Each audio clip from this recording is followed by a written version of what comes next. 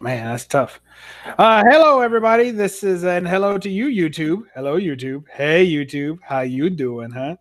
This is Bub's Comics coming at you with the No Faces Comic Chat. And to spare everyone the agony of repetition of our weekly name change, I will go ahead and say what our name is. No, I won't. Roger, what's our name this week? The Marvel Specials. Hey, I thought you might like that one. I did. I do like it. Yes, I do, because I like Marvels and I like special editions. So perfect for me.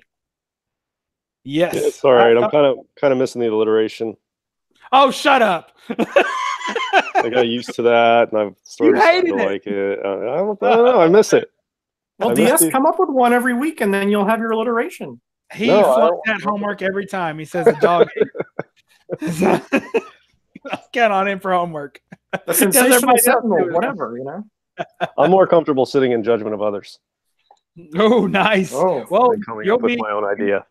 You might be on the other side of the table tonight as we go over our topic list tonight. Oh, that's fine. Uh-oh. I figure we're pretty good at this. We'll see how Roger. I'm really eager to see how Roger sits. How hard, how painful riding the fence is for tonight's topic. But we'll see.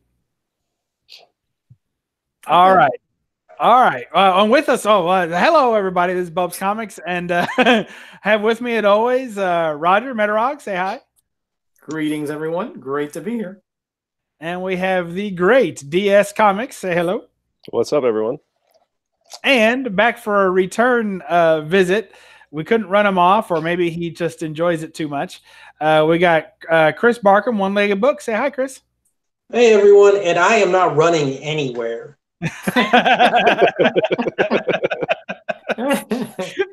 Fair enough. Touche. Yeah.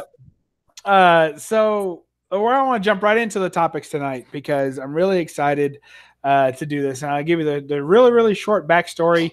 I'll give you the Bub's Comics version, not the Metarog version, which could be 20, 30 minutes to explain a wall of Post-it notes for 20 minutes, and we'll go through that.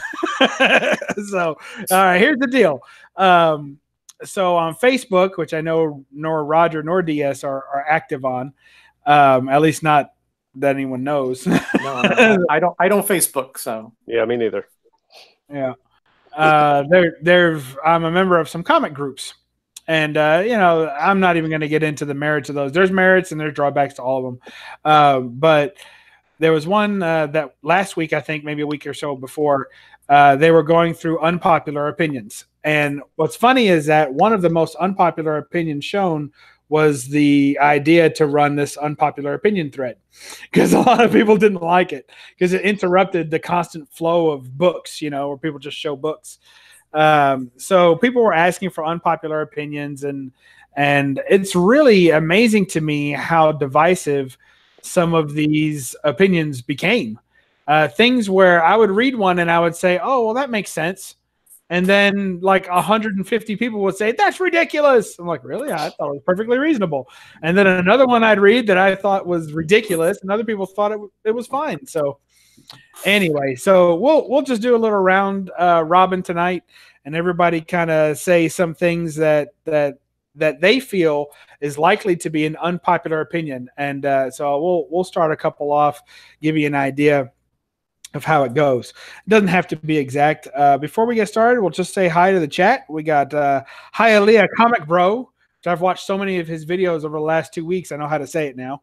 Finally. Yeah. It's funny. I think it was today or yesterday. He put up a video that said he was a no frill video, but then he had a comic, and then he had a hat in the center of it that said Hialeah. I was like, that's awesome, and that's got to be a frill. Like to have a comic. That's a frill. Yeah, that's a thrill. I was excited about it. Then we got Area 51 Mike.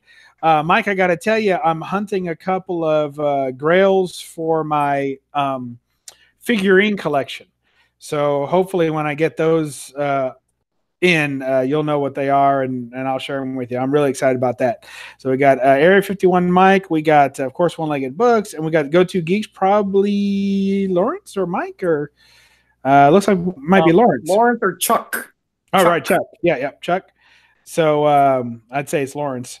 And then that was it. So we got 13 people. There must be a bunch of other people hiding in the wings. My chat doesn't upload that fast. Comic Girl Ava just thought that first appearance of Cypher. Yep, just bought that. A lady's in the chat. Cool. That's one of the that's pretty. Except for I think Lindsay was in a couple times, but we don't have too many ladies in the chat. So. Lindsay's been on the show too a few times too. Yeah. Oh, we got Rayman. Mine just updated. We got liking the covers. 4963 Rayman the Silencer Man. We got DS Comics, of course.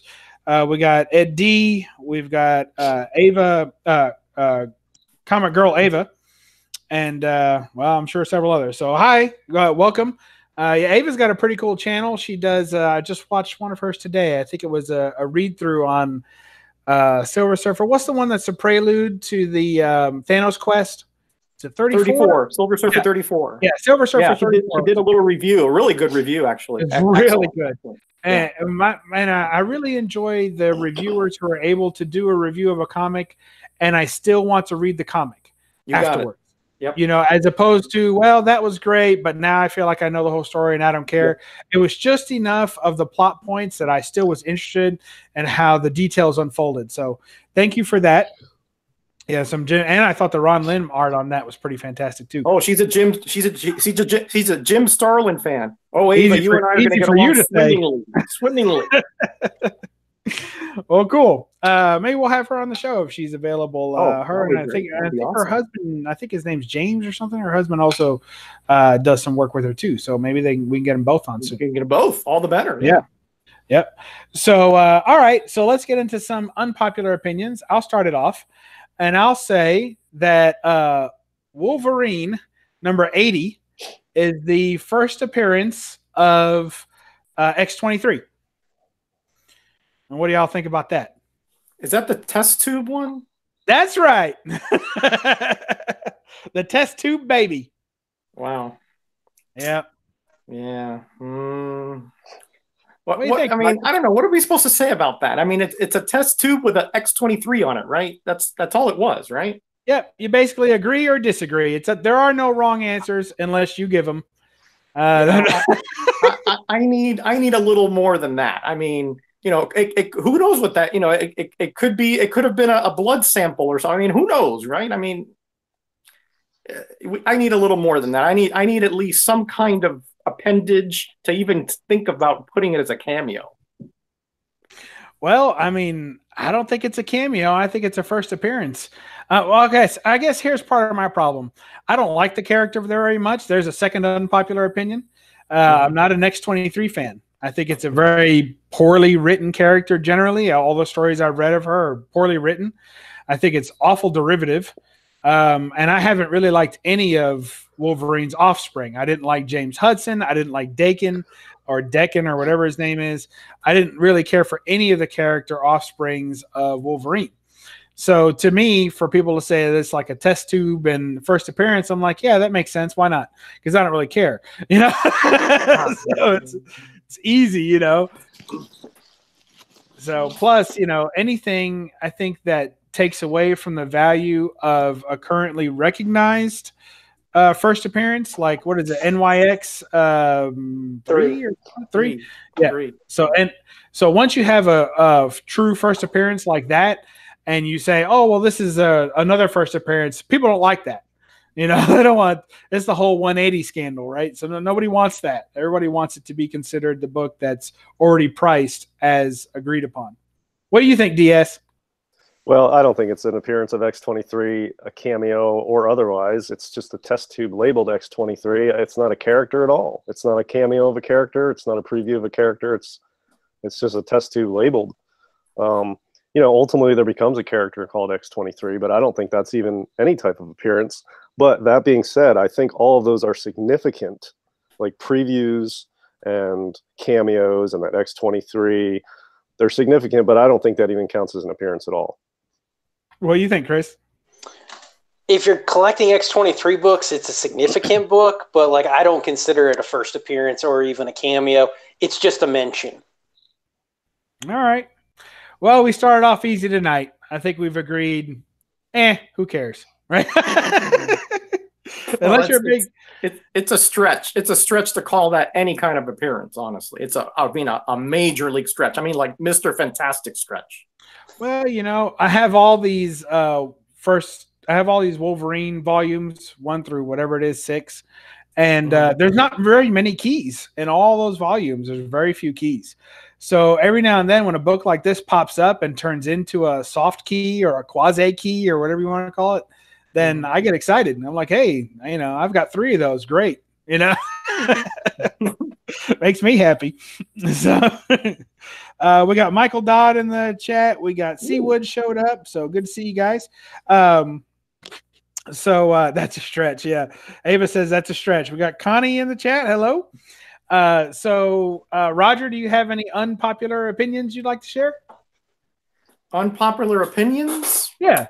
Well, you mean that I have or that I hear society has? No, you're not getting out of it. These are opinions that you have that you don't think many others will agree with you. Wow.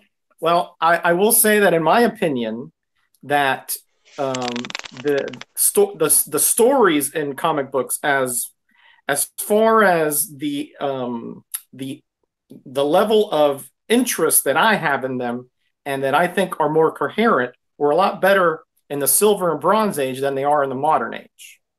Okay. I don't know if that's unpopular or if that's taken, but well, that's my opinion.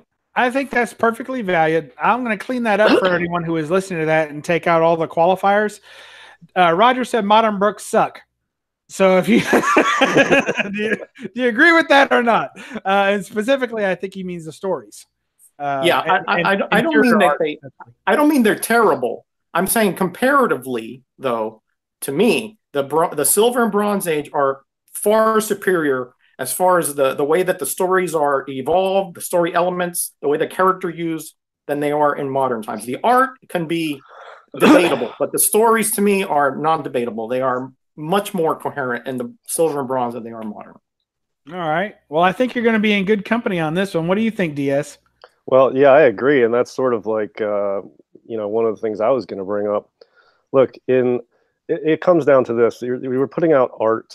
Art is always best when it's created for the pleasure of the art itself, and to create something artistic that you love, and other people will, move towards that because they find it aesthetic as well.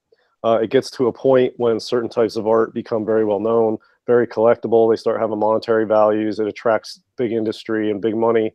And then they sort of take over in a corporate manner, and art is pumped out to make money. And then it loses sort of the charm of what it was when it was just art. Jack Kirby, when he was drawing stuff in the Silver Age, he didn't care what it was going to cost to sell that or if it would ever be collectible or not. Never cared. He was putting out what he loved and what he thought was art, and he put his heart into it. Modern comics, for the most part, are put out by corporations trying to make a buck. And they have really good artists, but those artists individually are putting out what they think is good art, but it's sort of being undermined or corrupted by the corporate nature of, let's put out a bunch of variants and get a bunch of money, and let's introduce a new #1. Let's have another reboot so we can make more money. And it undermines and it ruins a lot of why that art is so good and why it became collectible in the first place. So that I would agree with Roger. I think most modern comics are good sort of one-off series or stories to read. You can enjoy them, but they're not really they're not going to be worth anything. And I think the art is really suffering in the modern age. The interior or all of it? I think all of it. I mean, the storylines become very political, and they're sort of trying to push politics in the storylines a lot. And the interior art is almost secondary to the variant covers. It's rushed a lot. I mean, you look at stuff like Squirrel Girl. I know that's the first appearance is sort of a key, but if you open up some of those books and look at the art, it's, in my opinion, very low quality art. And they're putting that out as something that's supposed to be collectible and that we're supposed to pay money for.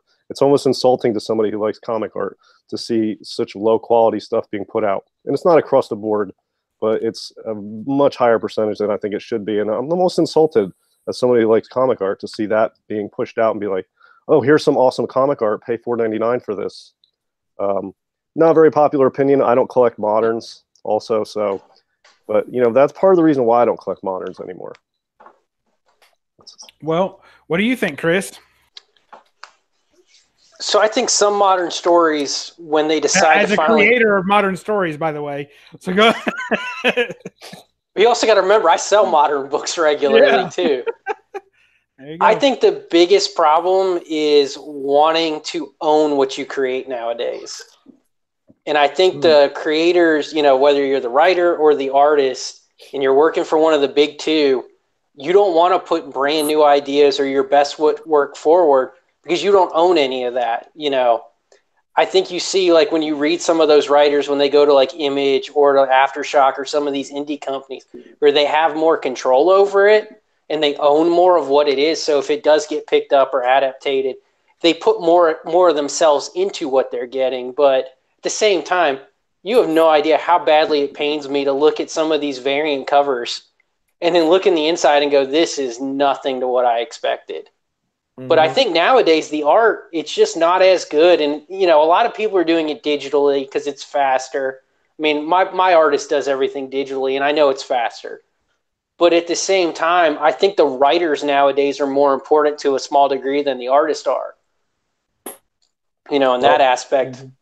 Yeah, and there's a saying that goes way back in comics that a good story can carry bad art, but a bad story cannot carry good art. The story is far more important than the art. If you can only pick one and you need one to be good, it's the story. And I agree with what Chris is saying, because some of the best stories out there and best art are by, smaller owned. Like the stuff he's putting out is very popular and he's being very successful because he's putting out something that he's owns and he's putting out stuff that he likes, and it comes through in the writing and the art. Same with some of the Image stuff, although they've become pretty big. But Marvel, especially, they're number one in the market, and their stuff to me it's insulting as a comic fan, the stuff that Marvel is pushing out. Well, it really, like you're saying, DS, and you make a good point. I'm not insulted per se. I mean, I'm upset that it's become almost like a factory, right? It's the personal touch, the nuances that the creators used to have in their comics are lacking to a great degree. Now, this is saying to me, I say this, I don't read 99% of what comes out in the modern market. Okay, so I'm basing this on very little sample size. Okay, but based on what I've seen, and I've seen it throughout a few years now, and again, I'm not including like Chris, because what Chris is doing is actually very old school. His story it's story driven. Okay, and the art complements it perfectly. But that is a lost art nowadays. Now, I'm not even getting into the variant aspect, because that's a whole nother dynamic as far as I'm concerned. But if we're just talking about buying comics where you want to be involved in the relationship with that character through the story, it is utterly lacking. It's like you said, it's almost like it's like 21 shots. And some kind of very vague subplot is going through them, and to me that doesn't take me to where I want to go in a story. It doesn't draw me in. All it does is ostracize me. Roger, I'm glad when they do that sometimes, because otherwise you get a terrible story that lasts 20 issues. That drives me insane. It's like, I'll take a one shot with a little bit of backstory, barely there, versus a whole issue of nothing but backstory.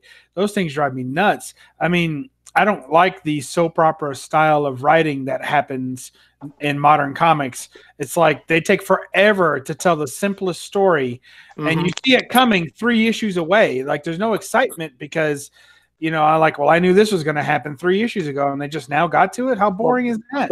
But that's not good writing. That what you're describing there is exactly what the issue is that's not good writing. A writer has many diverse aspects in their writing, and Chris can probably talk to this better than I can. But one of them is to keep you interested, but also to give you those bones, to throw you those bones, to give you the entertainment and the involvement into the character that you need, so that you can continue buying that comic. Because that if they're going to just lead me on and I have no reward at the end, I'm not going to continue with that title at all. Well, that's fair. Well, you didn't end up dividing the crowd on this one, Roger. I think there are some. I think McD made a statement, and again, we have to respect all the things. And he I know loves some modern comics. Oh yeah, right. But he also loves bronze and silver. So he sees something in certain titles, that draw him in, and I respect McD, 100%. Whatever he tells me, I'm gonna take it as such as truth. Well, so, I don't know about Chris, but I still pull modern comics. I still have about 5 titles that I pick up every week, as they come out. So 5. Yeah, I think 5. You better be sitting down for this one. I just looked at my list. It's 97 titles. Stop it. Oh my God. Nope. What? But you have to remember, I work in a comic shop, and I truly am a believer of the best comic shop employees are those that are actually reading the books. And I try to pick the books that I enjoy, or the writers that I enjoy, or an artist I enjoy. But yeah, I still pull 97. I just broke below 100 because I'm not too impressed with a lot of what DC is churning out lately. That might be our next unpopular opinion. Hey, you can say whatever you want. I'll tell you right now, Brian Michael Bendis is not helping that company. Maybe in terms of Young Justice and Naomi, but the Superman books, our numbers in most stores I go to, the numbers have gone down. Yeah. Yeah, my problem with the moderns doesn't have so much to do with the way the art is created digitally. I know it's a totally different feel. It's not hand drawn and hand colored. I get that. It's not my preference, but it's still art visually. But I think they're taking shortcuts. It's like Roger said, they're a factory and they're trying to just pump out product.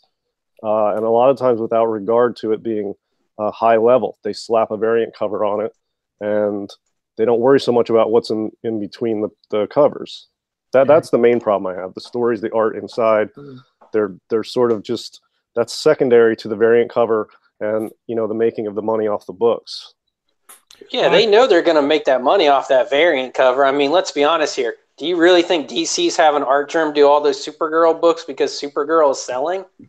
I mean, our shop sells 1 regular copy of Supergirl. We have 1 sub for it, but I have 10 people that get just the variant. Yeah. So, I mean, and I know variant readers, a lot of them don't open the books. They buy the book, put it in the bag and the board, and that's where it goes, into a box. They never crack those. And I don't have a huge problem with that. I mean, I'm a cover collector from Golden Age. Oh yeah, so am I. So I mean, if you want to collect covers, that's cool. But don't try to push these subpar stories and interior art as why we should buy the book. And then really what they're just doing is pushing variant covers. Just do covers that are awesome and then put them. You don't have to have the entire comic market is a variant market. It's not like a comic market anymore, especially with Marvel. It's a variant cover market.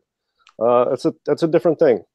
I don't even understand how it's profitable for them. I mean, it would make more sense to me that if you wanted someone to buy every issue of, Supergirl, then just have Art Germ on staff to do every issue of Supergirl for this run. And there you go. You're done. Everyone's going to pick up the cover. Of Marvel. The customers of Marvel and DC are the comic shops. And they have, a little monopoly. They work with Diamond. And they, use that system to make money off their customers, which is the comic shops.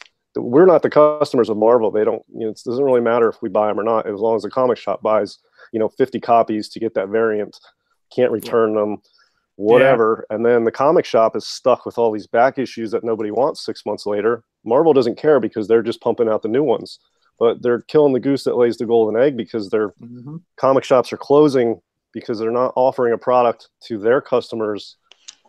Marvel and DC are not offering a product to their customers, the comic shops, to help them succeed. I mean, they're struggling to stay open because the product is subpar. And go ahead. No, I was just going to say exactly. DS is correct because I mean, if you want some of those variants, those 1 in 25, 1 in 50s, it's not that way anymore. I wish it was still you buy 25 copies, you get that variant, but Marvel particularly does incentive. You have to order a percentage of some random book sometimes just to qualify on top of ordering whatever you have to order just to get that book. And yeah, it's rough because you might have one guy that wants that book and you're like, I can get it, but I'm stuck with 20 copies, so I have to mark that book up. And then, I got to, cross my fingers that those other 19 copies sell or that one copy sells for the exaggerated price, Yeah. No, you're right. And I think, this would be a good place to springboard into. I don't like Art Germ at all. So there's another unpopular opinion. I think he's terrible from the neck up. I think I don't even really know what that means, but I know what that means, and I agree. So the body is good, the face no good. Oh, I mean, he does an amazing body, and I think what happens is that I think that the art, and I'm not an artist, I don't do any digital art, but it seems like the digital art, when you're drawing smooth curves and lines and things that are very optically pleasing, then the computer graphics can do pretty well with that, and the transition from their strokes to the digital image is fairly clean and precise, can still look very good. But when you get to the fine detail of like faces or hands or anything that has any kind of stress to it, like if you gripped your hand around something and you see all the stress that your hand goes under in doing that the computer can't really do that. So it's up to the artist to do that. So a lot of times, to me, the faces of these computer artists look terrible. And I think, Art Germ is the best example of that. Another real unpopular opinion will be Jenny Frison. I think she's terrible. I think, she just is so plain and so boring that I don't understand why anyone goes crazy for that one. But people like her too. So there's two modern artists that I think just pretty much stink. And everyone else is spending like $300 a pop to buy their books. I don't get it. Well, here's another thing I want people to look at with modern books, whether you like them or not or whatever, but it's noticeable to me, and I don't know if I've ever really discussed this on here, but the backgrounds in the panels these days in modern books are lazy. Half the time, there's nothing in the background of the panel. If you look at some old stuff from the Silver Age, Golden Age, they put a lot of work into the backgrounds of the scenes. It adds a lot of depth and character to the art. That's severely lacking in modern comic art. The backgrounds are just sort of an afterthought. There's not a lot of detail to them. From an artistic perspective, the lines are wrong. The angles are sometimes wrong. It's poorly drawn. It's not fleshed out. There's just, the backgrounds are like an afterthought, and it's sometimes you're reading it and you feel like something's missing, but you don't know what it is. I think sometimes it's that. A lot of that depends on the artist too, because even in the Silver and the Bronze Age, there were some artists that really like Carmine Infantino and Robbins. They didn't do the best backgrounds. Sometimes they were minimalist. Sometimes they were just solid colors, and like you're right, their angles were kind of a little bit askew. And some modern artists do some nice backgrounds. So I'll semi disagree with you there, because it just depends on the artist. I do think that they have to the comic companies have to emphasize that to the artist. So in a sense, if they're letting them get away with that, that's the company's fault and not so much the artists themselves. And, if you go real far back into Golden Age superhero stuff, you start talking about early Batman and Superman work. Some of those backgrounds were just colors. And they wouldn't even stay consistent in the colors from panel to panel. They'd be in the scene in the same room, and you'd have a pink background. Then it'd be the same two people in the same room, and the next panel, the background would be blue or purple. Well, yeah, the Golden Age superhero stuff, like Golden Age Superman and Batman stories, particular Superman stories, they're not very good. The art's not very good. The stories are juvenile. It's not collectible or prized because of how good the art and the writing is. They're simple, childish stories, but it's that's the beginning of a movement in comics. It was brand new. There's a historical value and a charm to it. But yeah, those stories are even up into the Silver Age. You read like X-Men #1 or something. The stories are not fantastic stories. They're pretty juvenile and pretty straightforward. The art got better, And then I think in the Bronze Age, the Silver Age started, and the Bronze Age, they really started to have really complex, intricate, awesome stories, and the art was well developed by that point too. Well, that's fair. Yeah, I think I'd agree with that. Yeah, I'd agree with that. Yeah. So let's see who hasn't outed themselves yet. I Chris, got one for you. There you go. I was waiting for you. Advertisements are first appearances. Oh. I strongly disagree. Oh, you stinker. Oh.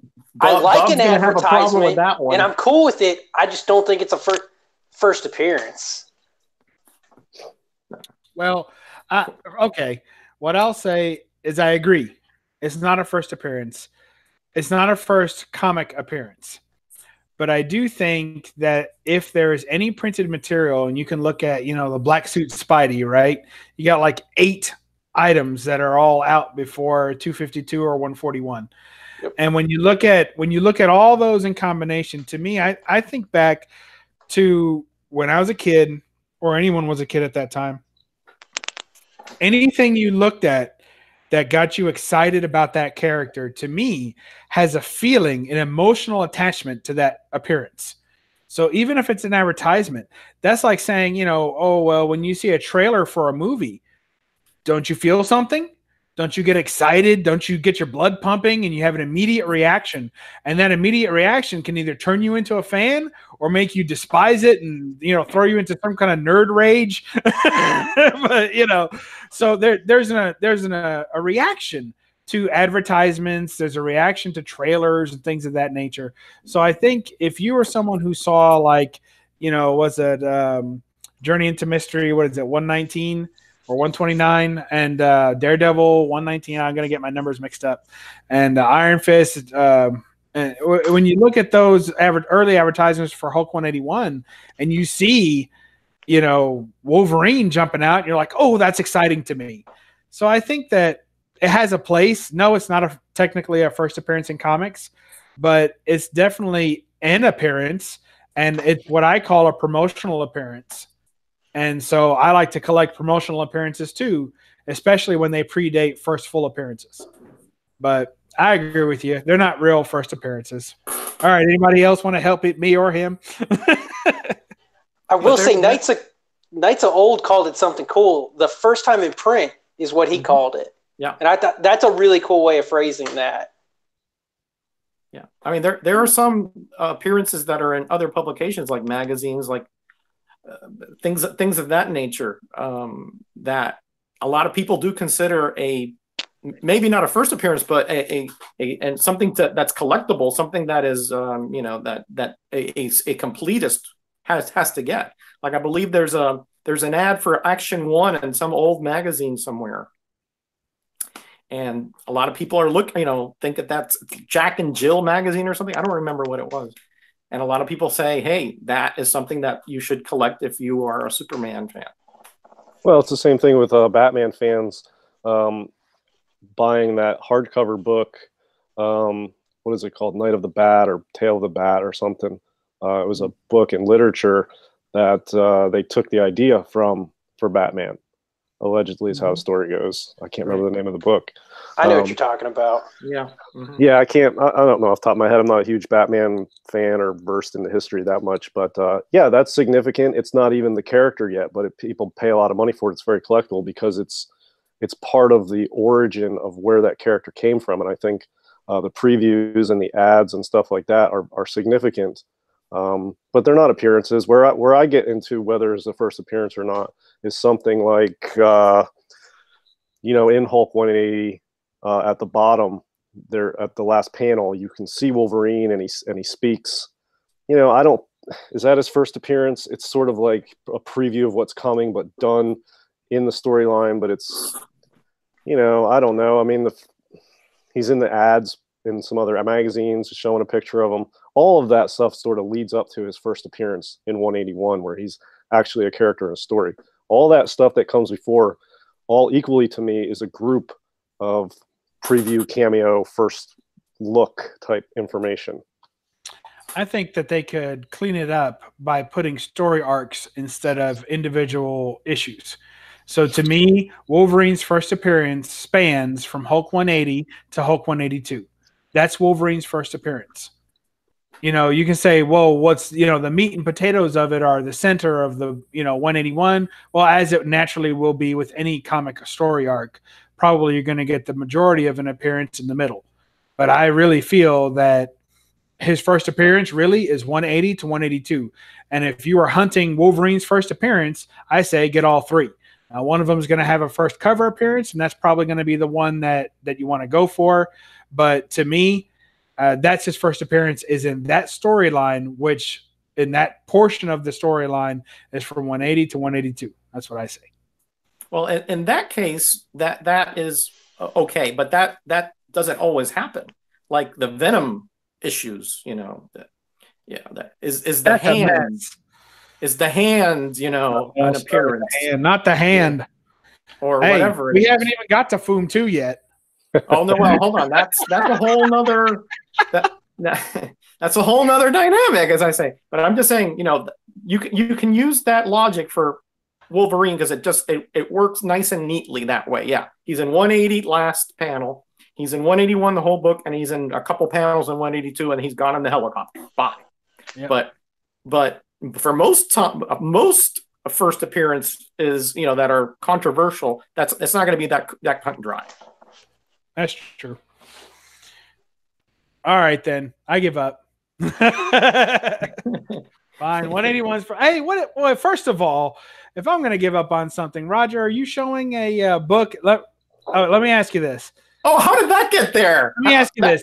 Let me how did that get there? I'm sorry. I'm going to make this declaration. Roger did not buy that book. That's all I'm going to say. He didn't buy that book. That book had to have been sent to him because I don't think that he goes anywhere near the modern book rack in any way whatsoever. So what you're do right. You say, Roger? You're right. You're right. Yeah, this was an, but I wanted this one. This was an A-OK from Kurt Joker 68.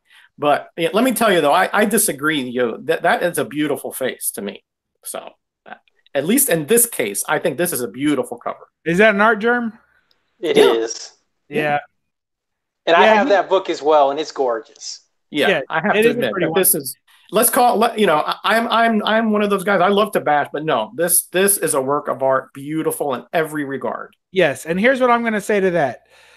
There are, with any artist that I don't care for, there's always going to be about 4 or 5 books that get a pass on that rating because they are artists and they're not always drawing the same. And that's one of them that I think he did okay. But or well, it's a good book. It's a good piece of art. I'd like to have Come on. You can say it, Bub. You can say it. I like it. It's beautiful. It's beautiful. Okay. Yep, there you go. She's got a pretty face and it's all good and it's, whatever. But I can tell you, he's selling about seven covers a month and the majority of them all look like bad, like anime or something. Just terrible. And that's my problem is they all look the same. Like that's an exception. I have that cover and I have some of the predecessors to it. Uh-huh. But with Art Germ, they all look the same, and it's really the nose. Yes. Or the lack thereof. There's not even a nose. It's just 2 little nostrils and a point. It's terrible.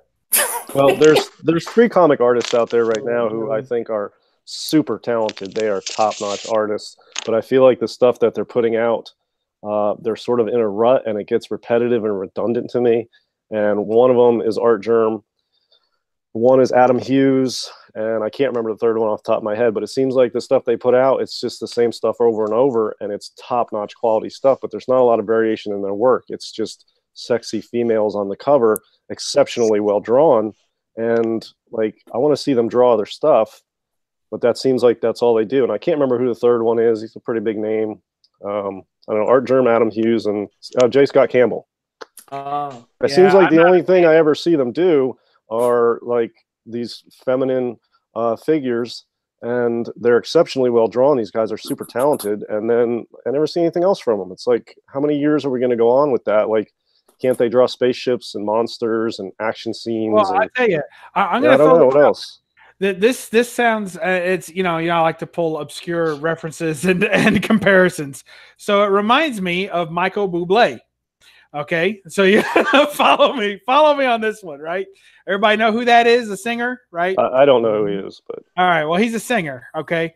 And the point is that I always say that in modern times you can only have one Michael Bublé at a time, meaning someone who is a crooner, right? So, you used to have what was that goofy guy that was in movies sometimes, played the piano. Roger, you know what I'm talking about. Harry Connick, not a mind reader. No, Harry Connick Jr. Yeah, Harry Connick Jr. Oh, Harry Connick Jr. Yeah, and he kind of played the crooner role, and did that type of singing. My point is, and then you have Michael Bublé, who's doing that kind of singing now, and he's kind of over his prime now too, getting there. And you're going to have another one that comes up right behind him. And my point is that these are styles, artistic styles that are popular and have a following, but you really only need one person doing it because otherwise they all look the same. And I think that when it comes, or they all sound the same. And I think that when it comes to these types of artists, they're kind of interchangeable. There's a slight amount of style. I can tell a J. Scott Campbell from an Art Germ, but what I can tell about both of them is I don't care for either of them very much. That's what I know. But I like Adam Hughes. So if I have to only have one artist who's doing that type of style where it's just the pretty ladies and nothing else, it's always going to be Adam Hughes. And I would take all the Adam Hughes books over all the other artists that are similar to him. Because I only need one guy drawing like that. I don't need 6. Yeah, I think they're all good. And, I saw the Detective 1000 Art Germ cover with, I don't know, it's like a Golden Age throwback. I'm not sure what that's called as far as which cover, but fantastic. It's a phenomenally done cover. The stuff I see J. Scott Campbell do is fantastic. And Adam Hughes also. I have a hard time sometimes when I see one telling which of the 3 it is, but I'm sure it's one of the 3 when I see it, and it usually is, a feminine figure on the cover, exceptionally well drawn. That's like 95% of what those guys are doing, and I feel like it's so good. They're so talented. I would like to see them do more than 50% of their stuff on other subjects. And, keep doing that stuff. But I guess that's what sells. I don't know. I don't collect moderns, but it just seems like that's all they're pumping out, with a rare exception of something else. Yeah. But wouldn't you like to see a shark on every one of Schomburg's covers? Not all of them, but I wish there were more. No. The ones that are on there are beautiful. I mean, because, again, you mentioned this, Bub, right? That the variety is really what makes an artist, to me, stand out. Yeah. The fact that they're versatile, right? Yeah. Like Adam Hughes, you're talking about. Adam Hughes has been around for a long time. He did the Legionnaires back in the late 80s, early 90s, I want to say. He did those covers, and those are really, I thought back then they were just amazing covers. I mean, I don't know what he's done more recently, but that's a heck of an artist. I can't believe that, he's lost his touch in 20 years or so. And somebody brought up Josh Middleton in here. Yeah. And again, keep in mind, I don't collect moderns, but I keep track of it, and I try to see as much of it without paying for it that I can. But Middleton's covers seem far more varied than those other 3 that I mentioned. He's, the arrangements, the type of stuff he's drawing often includes a female in it, but it seems like there's more to it. There's more variety for some reason. I don't have to pay to see all those modern books either because they get shown in every single hall, just about. Yeah. Yeah. Everyone is variant hunting and picking up that one book that everyone else has picked up too. And then you got a few that are kind of, how you say, like the in-store variants or the online retailer variants that are harder to find, but ultimately they all get found, you see them out there. And so I don't really get tore up about not being able to see that. I guess I could do what Chris Barkham does, which is put 97 on my pull list and then open them all, see if I like them. And if I don't, I put them on the rack as a VG. Is that what Well, I will admit, I do buy everything, even if, I look at it or I'll read it and go, yeah, I'm not going to like this book. I can already tell. I at least try to finish out the story arc in it to give them a chance. Some writers, you get that one solid issue that they just got to give you a little fill till they can get to what they really wanted to get to. And I'll give them a chance. I will say, DS, one thing I love about Middleton is he does change up his style a lot. Like he doesn't. If you look at older Middleton, like NYX3, and you look at like one of those Martian Manhunter variants, they don't really look all identical. Like you can, if you see Middleton's signature, it's Middleton. But I do enjoy that he keeps trying to like recreate his style. Yeah, that's my impression too. I think he's more varied. He's trying different things, and I think those other three I mentioned are capable of that, but I don't see it, and I have no interest in just the same thing over and over. But Middleton, I've come very close to buying some Middleton books, and I don't even collect moderns, but his stuff is so good and varied, and he's changing his style, and I'm drawn to the Middleton stuff more than I am those other three because they just seem it's the same every time. But yeah, you're right about Middleton. That's how I feel about my limited exposure to it too. I think an unpopular thing. If you guys want to keep going, shoot it out there. Let's have another one, Roger. Okay, this is going to be tough, right? But it always is. I am not a big fan of Jim Lee writing at all. Not at all. I'm sorry, you all. We've lost Roger. We don't know what he's breaking up. I mean, I've read some of the stuff from like Image and what he did when he came over to Marvel. Oh, that was, I mean, it was one of those things where, it was so tough to get through. It was just such a labor. I like to enjoy my comics, and his stuff is so like just convoluted in the worst way that I couldn't take it. So I think his art is great and all that, but man, I can't stand his writing. I just can't take it. Yeah, he's never stood out to me as a great writer, but I mean, I've never said, oh, this is terrible. I think his writing, his stories are serviceable, and his art has always been good. No, his art's good. Yeah. So I'll probably have to go ahead and disagree with you on that one, Roger, but I can see where you're coming from. Yeah, I'm just saying, that there are artists that transcend into good writers. I think Byrne did that. Oh yeah. Eventually he became a really good writer. But man, I'm telling. I read some of that stuff the other day, and I was like, oh, I couldn't finish it. It's almost like when you're eating something that's so heavy and so fatty that it makes you nauseous. I got that kind of reaction from reading Marvel stuff, early Marvel stuff. So. I'd be a lot thinner if I had that reaction to good food. Yeah, I mean the two artists that I liked that did the art and the stories, like all time for me, would probably be Steve Ditko and Frank Miller. I know probably a lot of people think I'm way overvaluing Miller. Yeah. But his art and writing has a style that I really dig. It's very sharp. It's very dark. The stories and the art go together so well, and they have there's a contrast built into both so well. It's really sharp, and it's got a dark quality, and it's poignant. I really think I like Miller's writing. Where he did the writing and the art on certain stories, some of my favorite stuff. Yeah, Michael Dodd just brought something up that I forgot. Starlin was another one that went from a really good artist to a really good writer also. Excellent. I mean, his Death of Captain Marvel graphic novel is just epic, legendary stuff. Yeah, I think Byrne is probably my favorite that does both. I think he probably takes the cake for me. For a dual one. I didn't even know Jim Lee wrote any stories, so I appreciate that, Roger. You taught me something today. I wish he hadn't. I wish he'd stick to art, because I mean, he's looking at you. It's one of those weird reactions. I don't usually get that with writers. I really don't. But I tell you, every time I've read some of his stuff, I can't take it. I just can't. He's looking at you. He's very displeased with you, Roger. Oh, I'm sure. And he's a super nice guy. I've seen him before.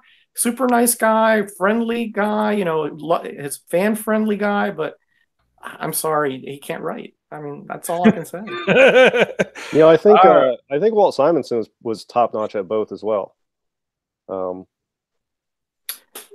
I agree with that. I mean, he was really good, but I kind of have a soft spot because more superior, but yeah, I agree with that. When I first fell in love with comics as a kid, a lot of it was his stuff, so I have a soft spot for his stuff. But I don't hear a lot of people talking about Walt Simonson, and I think he's a really underrated comic figure from comic history. I don't know. Well, his Thor run is, I think, very popular and very well regarded. Yeah, but I mean, people don't want to pay a lot for it. You know what I mean? Yeah. No, I mean, other than 337, nobody's out there looking to pay money for early copper, late bronze Thor books. Because when he took over Thor, I remember working at the shop at that point, and Thor was dying like a very rapid death, and almost immediately it went shot up. Yeah, well, he took over on his first issue was the 337 with the first Beta Ray Bill, and that was the stuff that I started reading as a kid. And yeah, you're right, but when you look back, I think people appreciate it, but nobody's spending a lot on it. They don't seem that sought after, and I think it's really underrated stuff. Same with Silver Age Thor, though. I mean, there's a lot of Silver Age Thor after Journey into Mystery that is still dirt cheap, and I don't understand why. It's some of the best Kirby art ever, and the stories are really good, and I don't get why that stuff doesn't sell for more sometimes. It's like people don't want it. I'll take it. Other than I have a lot of it. I agree with you. It's good stuff. I don't know why it's not popular, but it really should be. You're right. I mean, I see Silver Age Dave has a lot of it, and he collects it, and he really appreciates it. ETA Nick used to show some on his channel. I used to have a lot of it, which I've since sold, but you don't see a lot of that stuff being as popular as I think it should be for Silver Age artwork. Yeah, I think too the stories at that time were getting a little like Roger said, they're coming and going. I think when you had an influx of the Bronze Age characters coming in, that really kind of revived that idea of storytelling. Changed a lot. A lot of new and exciting things happening as opposed to the characters that we'd already had for going on 20 years. Yeah. Well, it's like we have to remember that comics, and I think we've spoken on this, but they reflect the era in which they're published. They are, and I think Patrick Luther Manning calls them paper time machines. Yeah, I like that, and I think that's a great analogy because they encapsulate what the popular culture is at the time. So during the 70s, you had the free love, you had the counterculture. During the 60s, you had that the kind of revival, the kind of the country was looking to get out to get out of World War II and into the 50s where things were more upbeat. So you had like Archie, and you had all those kind of more upbeat titles, and then you had the horror come in when again that kind of like, hey, now we're free, now we're more relaxed, right? So that it kind of reflects what the culture is at the time, and I don't know what it reflects nowadays, except there's a lot of people have the social justice warrior thing going on in their comics and changing the characters to make them, more versatile and more, liberal friendly. I don't know how else to put it. Yeah, I mean, there's definitely a lot of that going on, but I don't think that that's fairly new. I mean, a lot of the Bronze Age is marked with, the idea that there could be social consciousness to comics and storytelling. Yeah, no, I'm not saying that. I'm not saying that comics are unique in that sense. I'm just saying that they definitely reflect what the culture is at the time, and they have to evolve, or else. I mean, if you publish Golden Age comics today, they'd be out of business in a few months. I mean, nobody would buy that, except some really really old people. Even I probably wouldn't be buying it. But so the modern comics have to evolve now so that they can continue die out eventually. Yeah, I would agree. Looked like Chris, I was reading in the chat, somebody said Dan Jurgens was another one of their favorite writers / artists. There's the nice Jurgens cover with signed by old Danny Boy. I think it's a Dynamic Forces one. And I think Chris had a Jurgens story. Is it appropriate for tonight? Oh yeah, it's perfectly fine. All right, because you will agree or disagree with whether you think his response was appropriate. Ooh, nice. So I was at Baltimore Comic-Con. I had just met Adam Hughes and immediately jumped in the Dan Jurgens line. He had, he posted what time he was going to be at his booth. It was the only time he was going to be there, and he was only there till a certain time because he had a panel. I'm like 25 people back in line, and like the 10th person in there sets down an old Superman book that is signed by Siegel and Schuster. And he's like, hey, will you sign this? And Dan Jurgens just kind of looks at him, and there's a CGC witness there. And the book, it was he wanted the verified for the Dan Jurgens, but I mean, let's be honest, the likelihood the other two were real is probably fairly high. Obviously, you ain't get no yellow label on those. But Jurgens looked at him and said, yeah, I'll sign it for $25. And at this point, he had not charged a person a dime. And the guy said, I'm not giving you $25. And it seemed like Jurgens knew the guy, because he's like, well, all you're going to do is sell it as soon as I sign it. And he's like, who cares what I do with it? I'm just going to sell it. I just want you to sign it. Who cares if I sell it? And he's like, if you promise me not to sign it, sell it, I'll sign it. And he's like, but I still want my $25. So this huge argument entails between the two of them. And all of a sudden, Dan Jurgens just says, you know what? Forget it. I'm done. I'll see you guys at my panel. Tell this guy, thanks for wrecking it for everybody. I mean, he literally throws a fit and just walks out. Wow. So this is where it gets really awkward. So I'm over talking to Steve Englehart about doing an interview with him, and Dan Jurgens walks up. And I'm like, oh, man, should I ask this guy for an autograph still? He's having this, he just walks up and interrupts me and, Mr. Englehart's conversation. And I'm just like, well, it's Dan Jurgens. I'll let this go. He's, calming down from what just took place. And he starts complaining about how, he knows this guy. All this guy ever tries to do is get people to sign books so he can get the most SIGs and then flip it. And he just wasn't having it. And I was like, in my head, I'm like, oh, man, I'm right here. The book's right there that I wanted him to sign. You think if I just slide it on the table, he'll sign it? And I was just like, I'm not going to wreck this. I'm having a nice conversation with Englehart, and I don't want him to think I'm unappreciative, of his conversation. But I was like, but man, watching Dan Jurgens have this meltdown over this thing was somewhat hilarious. And then at the same time, you felt bad because he hadn't charged a person prior, and only this guy did he want money from. So, yeah, I don't know. Wow. That's a tough one. I don't think it's a tough one. I think it's BS. If he's not charging anyone else, don't charge this guy. If he's flipping it, that's none of his business. He's a pro. He's being paid to do a service. He's sitting there to sign as a professional in what he does for his job and in a market that makes money that's for collectibles. It's not his business why people want a signature on it, and he should just charge the same to everybody, and some people are going to flip it and some aren't. What is this? None of his business. That's how I feel about it. It's not like your friend next door or a private collector. I mean, this is this guy's job. He's a professional. He's being paid to render a service in his job, and part of his job is to sit there at the con and sign books for people. Charge what you want to charge to everybody, and they can do what they want. When they pay, if you pay for a signature, you should be able to do whatever the hell you want with it. And if you're not charging, that's up to you too. Well, that's how I feel about it. I agree with you, and it's definitely an extreme case where he's not charging anyone, and then he charges someone. Like Area 51 Mike said in the comments, and this I was just going to say this, is that at cons, when you get something CGC or CBCS witnessed, and you're requesting a witness signature, often the artist will charge. If they don't charge otherwise, they'll charge for a witness signature. And if they charge a normal rate otherwise, they'll charge extra for a witness signature for them. Yeah, and I don't know what Jurgens thinks all these people in all these lines at cons to get things signed and witnessed by CGC are doing in that line.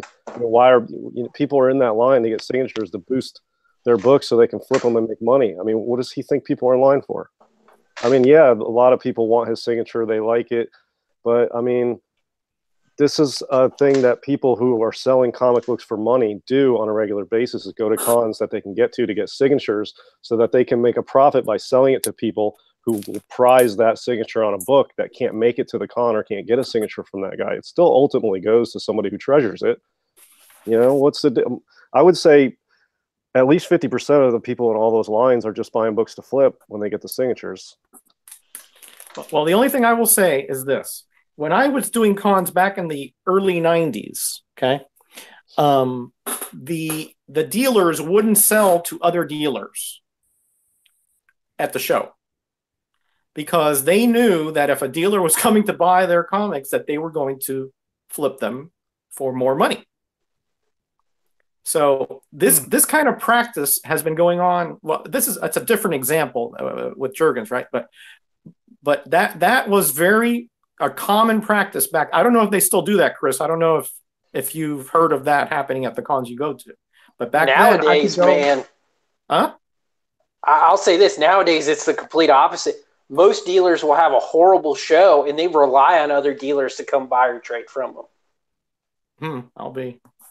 Like, it's a really weird thing, but, like, you see dealers all the time, like, they find the new dealer who's got, doesn't realize what he's got or something, and they're picking them clean before you even show up half the time. Right, and that's what they didn't want it to happen, because, I mean, I used to get there, Metarog was Metarog back in the late 80s and 90s. I would try to get the stuff, cheap ahead of time so that, and before the curb, right? And I would start I had like a bundle of like 50 comics that this guy had in his dollar box, I'm talking stuff like, Werewolf by Night 32, and things like that, and he was like, nah, we're not selling to dealers. I'm like, oh, jeez. Wow. So I would have had, 10 times the amount of keys I had now if these guys would have sold it to me back then. In the this is North Florida at that time. And I'll tell you an even funnier one. Bubs, you'll like this one. I'm sure. I've been to shows where there are periods early in the show where only dealers can get sketches and autographs from certain people at shows. Why is that? Because they give them that chance. I have no idea. Or they figure if they're a fan, they don't get time to leave their booth to come do this because they have to be there making money, so they're giving them that window. But let's be honest, most of those guys are flipping everything. Because when it most particularly I can remember happened to me, it was with Adam Hughes, who was doing $25 black and white, headshots for a local animal charity. But for $25, if you did it, he would draw any character you want. He'd do a quick head sketch for you. And, I got kicked out of line twice because I wasn't a dealer. And I was like, why do I keep getting kicked out of line? If you let me in, I mean, I don't understand. That's wild. I wouldn't settle for that either. That's dirty. Oh, I didn't settle for that. I got out of line twice. I didn't get out of line the third time, trust me. I love it. The third time, they were offering me a chair and to make sure that I was okay. Because I was, and that was at the same con, the same Baltimore Comic Con. Wow. But my buddy who's a dealer at that show had told me, he says, yeah, most of the artists show up an hour early, do whatever for all the dealers there, and then they leave and come back, after their panels or when their time is. So.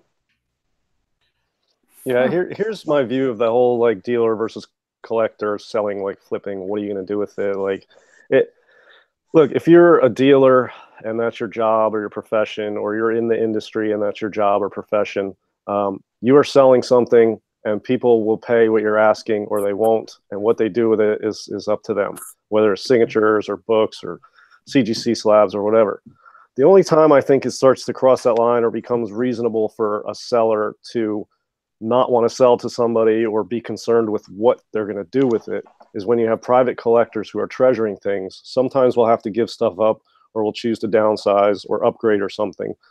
They want to give that to somebody else directly who also is going to treasure it, not somebody who's going to flip it, not somebody who's going to run out and try to sell it right away for a profit. I can understand that, but there's some books I have. If I had to downsize, I might sell something that I really like. I would want to make sure it's going to somebody who actually wants it and not somebody who just wants to flip it.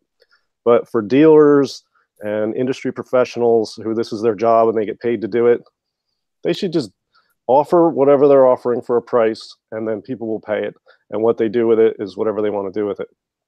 Well, I'm considering not just considering, I've already started it, but I'm going to go, there's a show that a dealer always, every time I've been to the show, this would be the fourth time. So I've been 3 times prior to this one particular show, about an hour away from me. And there's a dealer there that every time I get there, he has amazing stuff at fair prices. And I can't get there soon enough. I always want to be there when they open, but I know that other dealers in the convention already go through him. And it's a very, very small convention. So as you can imagine, it happens pretty quickly, before they open, he's already got picked through some, and he'll say, because I'll say, man, I was really hoping you had this one, because sometimes he'll have like 6 long boxes of keys, and I'll say, man, I was hoping this time you'd have that. He said, I did have that, and that guy bought it, and he'll point to another dealer before the show started. So for the next show that they're going to have, I'm actually going to buy a table and pay because tables are only like $50 at this con because it's so small. So I'm going to buy a $50 table. I'm going to bring a bunch of slabs and comics that I don't care about, and I don't care if I sell a single one of them. I'm paying $50 to get into the con to have a chance to buy from this other dealer before the con opens. That's my strategy, to get everything I want from this guy, and I'm going to clean him out. So, I mean, I can hate the game, but really at this point, I just want to play the game and win. I mean, I write a comic, I sell a comic, and I'm still a huge fan. I go around, and that's one of the biggest reasons I buy a table at some shows. I'm like, all right, I might not do well at this show, but if I already got to pay $20 to get a VIP pass, and for $30 extra, I can have a table. I'll take a shot. So I can get the early in the door, kind of deals going and everything, before everybody else shows up. But yeah, I mean, Bubs is right. I've seen artists that do that. And I'm like, what do you do? And they're like, oh, I draw. Cool. Are you drawing today? No. I'm just here promoting something. And they'll just have, like a stack of business cards, but they won't have anything for sale. And then you'll see behind their box, like a short box. And it's just full of books because they're just buying. Because, I mean, artist tables are usually cheaper than, even dealer tables. Oh, yeah. Yeah, I've seen that happen even in the 90s. Yeah, certainly. I tell you, I've seen exactly what you said. We would get a table and we'd see these guys and we're like, you look familiar to me, And it would be, and you'd have like, somebody like Ron Wilson, or you'd have, let's see, who else do I remember seeing? Who else? Steve Englehart, I believe, was one of those way back then, Chris, that would buy stuff before. Well, yeah, it's great when you're like sitting there and you're seeing people walking around and they're looking at stuff and, and you're seeing that they're still fans. I think one of the saddest things I see when I go to a con now are just the people there that are strictly there to make, money. Like, I just kind of look at them sometimes and I'm like, you're not enjoying this experience. Have some fun with it, There's got to be more, like, money's great, but, I'll take, somebody walking up telling me they love my story more than any book I'll buy at the show or anything I'll make at the show, But as a fan, I'm just excited to meet some people. As the people that are paying in regular ticket in line, I just, I feel grateful that I'm lucky sometimes that I get in early because I'm doing something. So yeah, I notice your hauls, you get some really good stuff. So I figure you must have some kind of insider information over there. I will tell you my thing. I tend to actually go when I'm early at a show. I go visit the same dealers I know all the time. We chat. I kind of flip through some books. I see how they're doing. I see how their their families are doing. And then, throughout the show, like if I have to take a restroom break or something, that's when I might wander off or get something to eat to like one of these other dealers I don't know, and see what they've got. But for the most part, I go to the same people. I believe in, loyalty and repeat customer and things like that. And a lot of them too, they look at you and they're like, I've got one guy, the guy who sold me the Rob Who signed book from Mark Waid, that sold it to Olivia.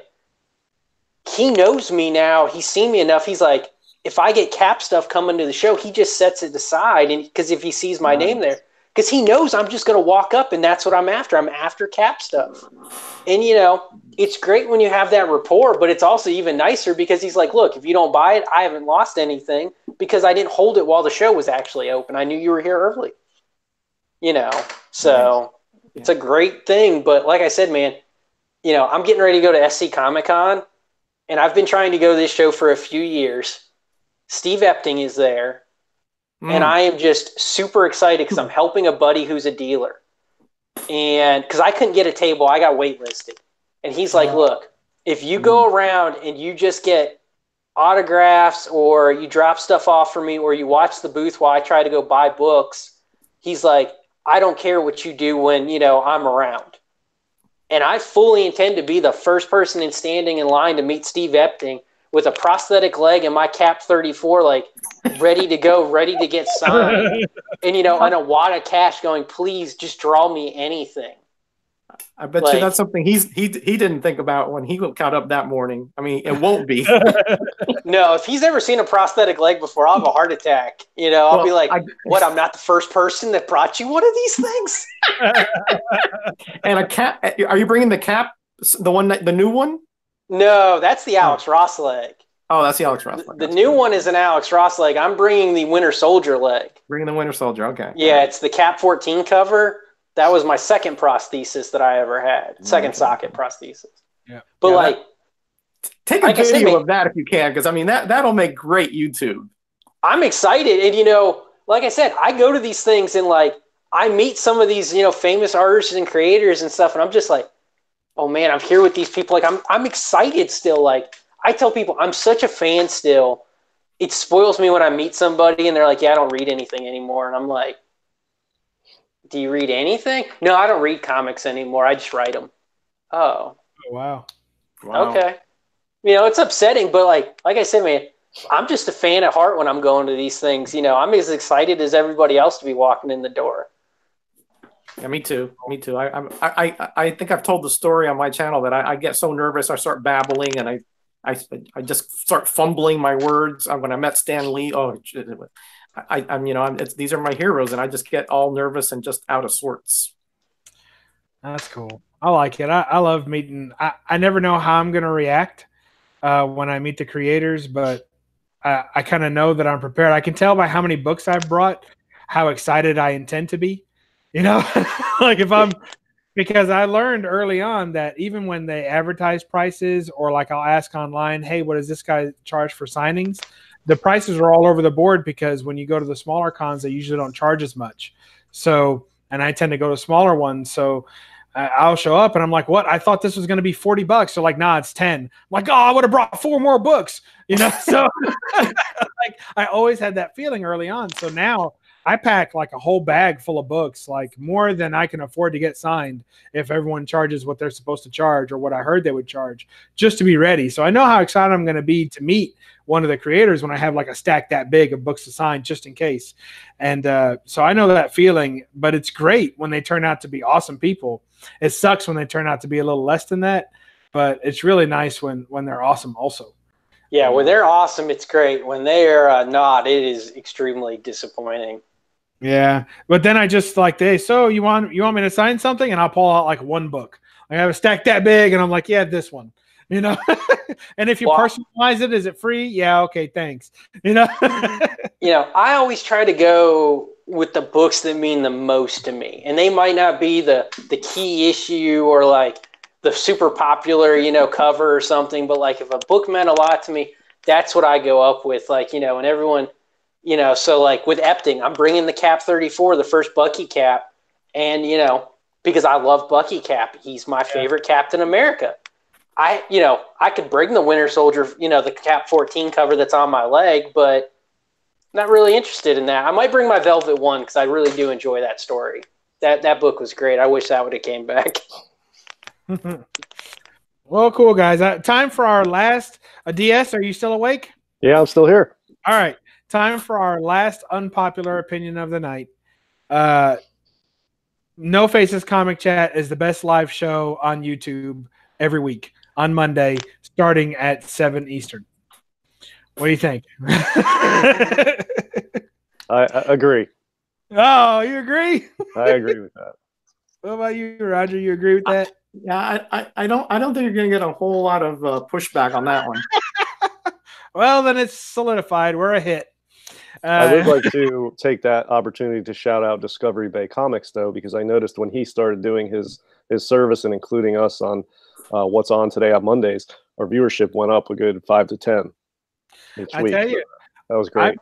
I love that service. I hope he doesn't stop, but you know how it is. It's getting so big that it's got to start becoming like a job. So I hope he's still enjoying doing those videos every morning. You know, he used to put them out at like 5 a.m.